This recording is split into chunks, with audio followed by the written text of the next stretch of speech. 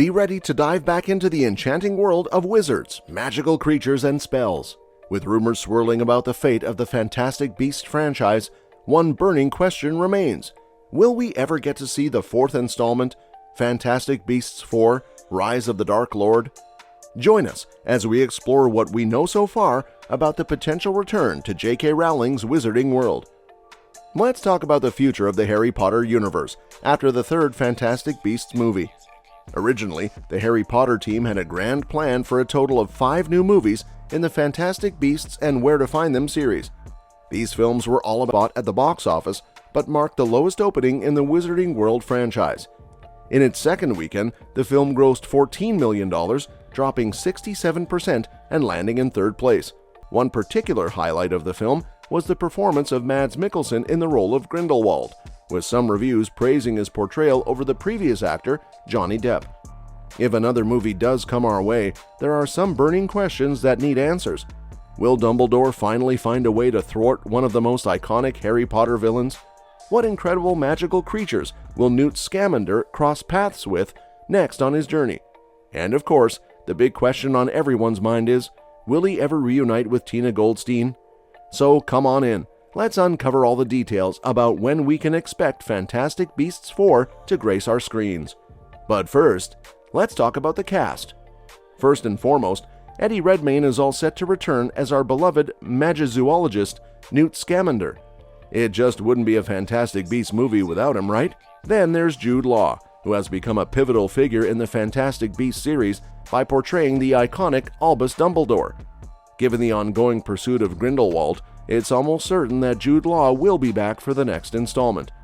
And speaking of Grindelwald, the big question is whether Mads Mikkelsen will continue in his role for film number 4, or will Warner Brothers have to cook up yet another transformation for the character?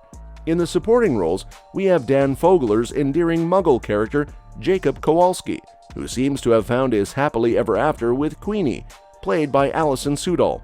Whether they have a significant part to play or not, it's a safe bet that this lovable pair will be back for more magical adventures in Fantastic Beasts 4. Now let's talk about Credence, or should we say Aurelius Dumbledore as he's now known. His character still has plenty of room for development, having recently reunited with his true family. Whether Ezra Miller returns to reprise the role will likely depend on the actor's behavior and availability as production gears up. As for Katherine Waterston and her character, Tina Goldstein, there are some uncertainties looming.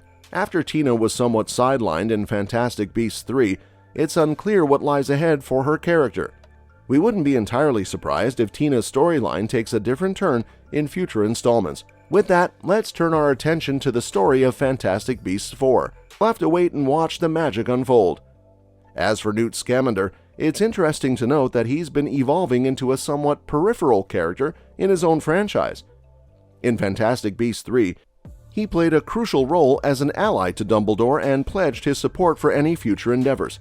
It's a safe bet that we'll see Newt standing by Dumbledore's side once again when the need arises. Then, there's the intriguing storyline of Credence, now known as Aurelius Dumbledore.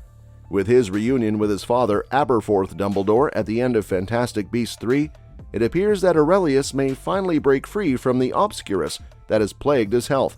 This could mark the beginning of a new chapter for him as a force of good. Lastly, there's a lingering plotline from Fantastic Beasts 2 that we haven't yet explored in Fantastic Beasts 3. It involves the origins of Voldemort's snake, Nagini. The second movie revealed that she was originally a human woman, and this mysterious transformation is still ripe for exploration. Perhaps we'll uncover more answers about Nagini's enigmatic past in Fantastic Beasts 4 as we inch closer to the events of the Harry Potter timeline. Now, let's talk about the release date speculation for Fantastic Beasts 4, but I must admit, the future doesn't look particularly bright for the franchise at the moment. In fact, it hasn't even been officially confirmed that the fourth movie is in the works. However, if we do get the green light for Fantastic Beasts 4, don't hold your breath. It's unlikely to hit screens until at least 2026. These movies are known for taking their sweet time in production. To give you a sense of the timing, the first 2 Fantastic Beasts movies from the Harry Potter universe were released in November of their respective years.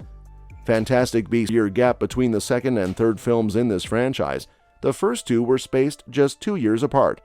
Perhaps this series could benefit from a breather, a little unclear to the cast themselves. Eddie Redmayne, the lead actor, recently confessed that he hasn't been privy to any developments. In his own words, "I mean, at the moment, there's nothing that I'm aware of, so as far as magic on the big screen, just like its predecessors."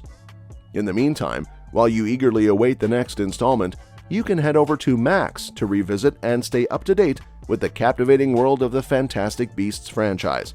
It's a great way to keep the magic alive until the fourth movie graces cinemas. Well, that's it for today. What are your thoughts on the future of the Fantastic Beasts series? Are you excited about the possibility of Fantastic Beasts 4, or do you have other magical adventures in mind for the wizarding world? Share your thoughts in the comments below, and don't forget to like and subscribe for more updates on your favorite film franchises. Thanks for watching the video. We'll see you at the next one.